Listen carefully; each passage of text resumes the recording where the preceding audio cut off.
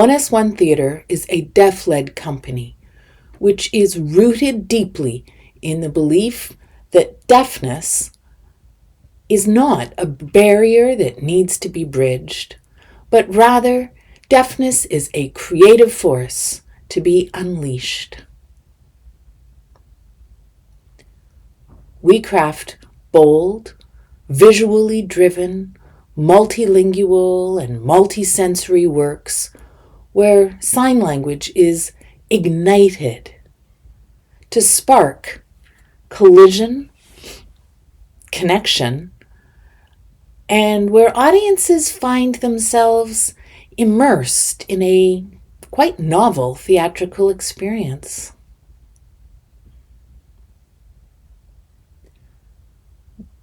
We take the way that theater is traditionally made and provoke a radical transformation.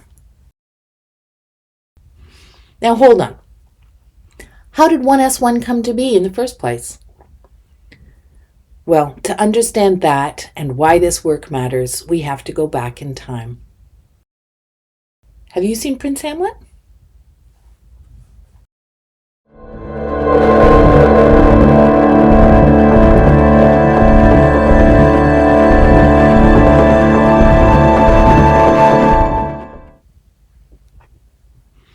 That show was remarkable, just amazing. Ravi, can you tell us, in your own words, what Prince Hamlet was for you and how it became a landmark production in Toronto and across Canada?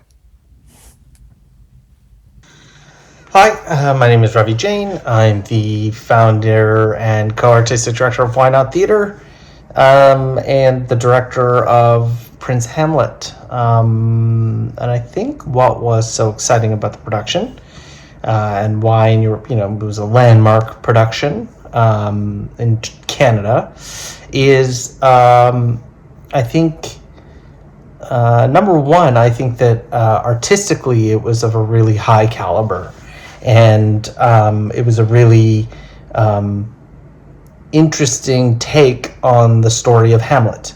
And it was told in a very artful way. It was very beautiful, and the casting really brought out a kind of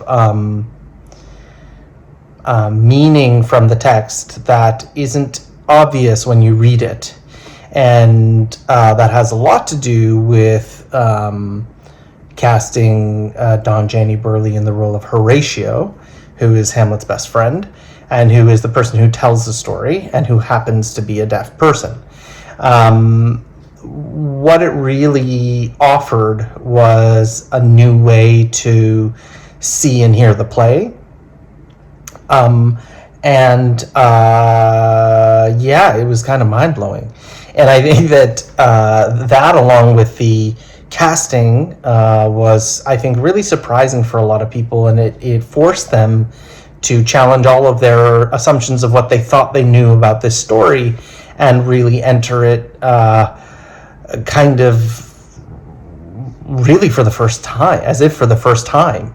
And so in a lot of ways, the production equalized the entire audience, who was made up of two very different sets of people, hearing and deaf. And so nobody really had a one-up. No, that's not true. Everybody, hearing people had an advantage in that they probably had seen the play or heard the play or read the play, and a lot of deaf audiences came for the first time to have exposure to Shakespeare. So I would say primarily the casting and the way it illuminated the story, and absolutely the integration of sign language.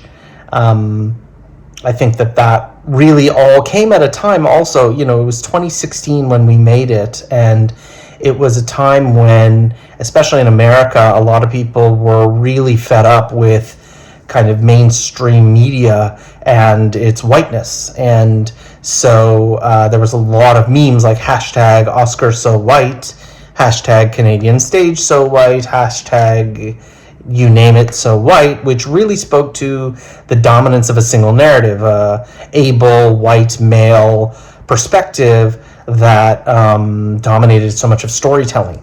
And so with people so fed up with that, to have this production that was challenging every systemic assumption that people had about who gets to tell the story, it was like turning the world upside down. And the fact that it was a beautiful story told in an elegant, high level artistic way, gave it a kind of credibility and mic drop in a lot of ways. And I think that we brought out a side of the story that really was heightened by the relationship of Horatio and Hamlet.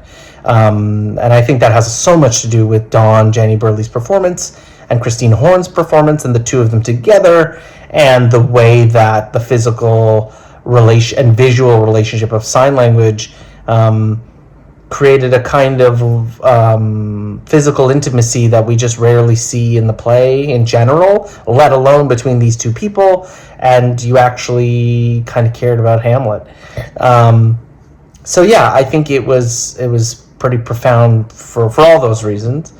And I guess I would also say that on the whole, it was done in a way that really centered a deaf perspective and deaf culture, and Dawn's leadership in that was integral. And I think that by so many accounts, everyone the feedback we got was, wow, you did it right.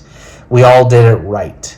And that right has so much to do with the history of all the wrongs and how wrong it's been. And we managed to navigate a minefield of collaboration that is hearing and deaf, and we managed to come out with something quite beautiful. And for the most part, without any casualties. So yeah, I would say, and why I think it's lasting, because I think people still talk about it and still reach out to us to see the archival. I think again is it's really rare to see in Canada what we did, which is a fully integrated show with deaf and hearing actors and sign language and spoken and sign at the same time. I think that's really rare, and again, has a lot to do with Dawn's insistence and her eyes, and I guess in some ways my ears to listen. So it was a beautiful collaboration. At one point, when I said to you that I wanted to do more work like what we had done with Prince Hamlet, you told me that I needed to lead that work myself. Can you tell me about why you felt that was important, and how Why Not Theatre has supported 1S1 Theatre ever since its foundation? Yeah, when Dawn said she wanted to do more work like Hamlet, I was pretty clear that it had to be led by her. Because what was so successful about Hamlet was it had a deaf person at the center, and if anyone else led the process, Dawn wouldn't necessarily be at the center. For example, with Hamlet, I was, for the most part, the one calling all the shots. So it's a different thing if she's leading, and so she started 1S1, the company, and Why Not has sort of been in the background as a support in whatever way 1S1 needed, amid the multiplicity of systemic barriers that Dawn has rubbed up against. And in the early days, really tried to help think about artistic direction, logistical thinking, and strategizing, and thinking about planning about 1 to 2, 3 years, and especially how to secure funding. And then over the years, taking a step back, but ensuring that Dawn had the support she needed. So Why Not, for the last number of years, has been helping to support 1S1 financially, and continues to do so, and wants to continue to find ways to do so. We supported Dawn by connecting her with a really amazing general manager named Meredith Potter, who is a hearing person and who has been looking for an opportunity. She has years and years of experience and has been looking for a kind of opportunity to work with people who she doesn't really have an opportunity to work with. Speaking to another major barrier, which is, deaf and hearing people we just don't get to meet often because we're not in the same circles, we don't speak the same language, and it's costly to build relationships because you need interpreters. So connecting Dawn with Meredith has been a real boon, I think, for 1S1 because it's allowed them to do things like get charitable status and leverage some fundraising and get organized. I mean, that's the hardest thing about any company is just get organized and stay focused. And so, yes, we've been doing that and just kind of supporting in whatever way we can and being a kind of big brother to 1S1 as it goes on its journey. I can think of little things like encountering systemic barriers at banks. And we pursued, on behalf of 1S1, some people within the bank to get a quicker response, because that's what hearing people can do. I'm trying to think of another example. The bank, the Canada Council, we had a whole intervention and dialogue around access funds and, just systemic barriers around communication. Again, like, written language versus being able to sign when communicating with the grants. We've really tried to support in advocacy, in being an ally, so that hearing people can listen. And helped on, build a body of work that is excellent, and that is what she wants to see in the world. And she's, an extremely talented artist who has a vision to not only make beautiful art that is not happening in anywhere else. She has a passion to bring up her community, which is very similar to me. We share those same passions, and so having someone to kind of bounce ideas off of is always a good thing. But I'm super thrilled and proud of the work she's doing and how far she's gone and how she continues to navigate major international collaborations that are just not easy to do, especially with interpreters and language barriers and all kinds of things. Huge champion from the sidelines for 1S1. To be completely honest, I was terrified because everything out there, including the theater world, is just so full of barriers, structural, cultural, financial, along with the lack of access. But I realized that Ravi and Miriam were right.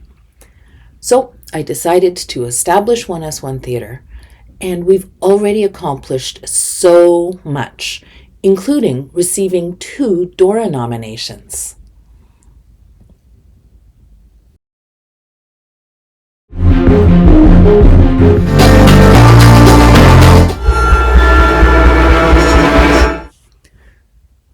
Ravi, as a director and artistic leader who has navigated the Canadian theatre field as a person of color, what advice would you offer to me as a deaf artist leading a deaf-led theatre company? In particular, what have you learned about navigating power, resisting erasure, and building something that is not merely included in the system, but actually changes it?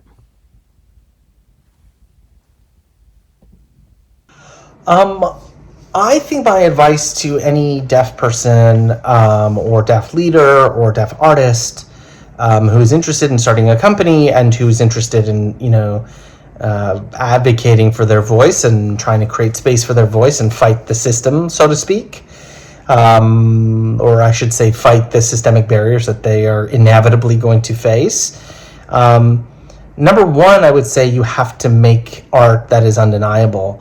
Your artistic vision and your artistic creations are the vision you want to put out in the world, and the quality of that will really distinguish you from your peers, and it will lend credibility to your voice when you're advocating for change.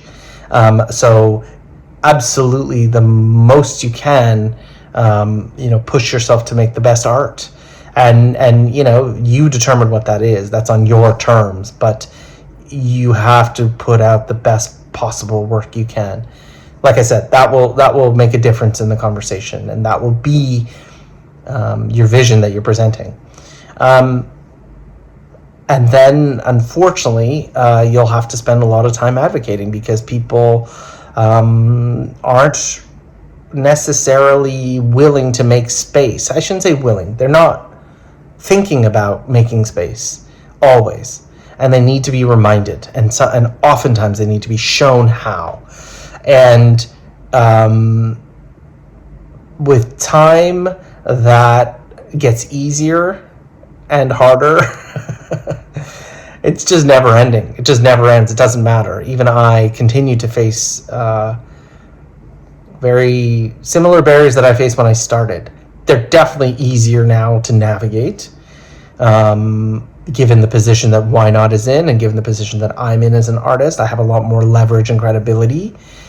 But that doesn't mean I don't face very similar challenges like I did on day one. But I think the key for any artist who's going to engage in those advocacy in that world is you have to stay positive. It is a world that will consume you, and it will fuel anger in a way that is very unhealthy. And I can say that because I've definitely gone through the horrors of that, and it's almost consumed me many times. And it's hurt me as an artist, and that is not worth the fight in a way. And so when you're in it, I think two major things. One has to stay positive, and one also has to not fall into old arguments. You have to have an awareness of, people have been fighting for space. Black people, brown people, women, gay people, trans people, deaf people, hearing people, not hearing people, differently abled people of all kinds. They've been fighting this fight for ages. And so there are patterns of conversations that people get into that you have to not fall into. You have to find a new way through them. You have to find a new reason to not just repeat history. You have to find the new paths that haven't been found yet because your perspective wasn't there. That is a kind of artistry. You're showing us something that didn't exist. You're showing us a path that didn't ever exist. And that requires a ton of vision and hope and positive energy, because you will absorb so much negative, and it will feel awful if you cannot find the positive avenues and to say, change is here. Come on, what's holding you back from taking a risk on me and this idea? And the key is really to listen to those old arguments, find out and think hard, why are they not working? Why is it always the same conversation over and over and over again? And how do I create an off-ramp out of the loop to help people say, oh, there is a solution here? Because there always is. It's just context and time and the right place, people saying the right thing at the right time. So artistic excellence of yourself, and really push yourself to make the best possible thing you can possibly make, blow people's minds, and stay positive in the advocacy and find ways out of the loops of old conversations.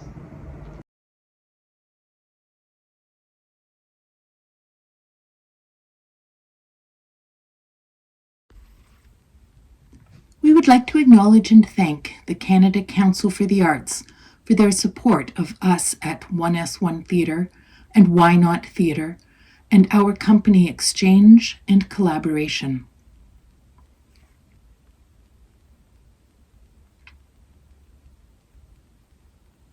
The Canada Council for the Arts Sector Support, Innovation and Development Grant has enabled the creation of this 3-part Salon series. One salon is entitled Unpacking Common Mistakes in Deaf-Hearing Theatre Collaborations. Another explores 1S1 Theatre's deaf-led vision for the future. And then there is an interview with Why Not Theatre about their production, Prince Hamlet. The aim of the series is to generate a dialogue which can increase awareness of deaf-led work among those in the arts sector, and of the importance of giving us, as deaf artists, power, visibility, and space. All of your input, contributions, and experiences were vital to the creation of these conversations, which have become a resource for our community and for all the diverse communities in the sector, to share, foster collaboration, and serve as an inspiration so that together we can flourish and thrive. Thank you. And also, to Why Not Theatre, I want to offer my utmost and most heartfelt gratitude. Thank you for your unwavering support for 1S1 Theatre.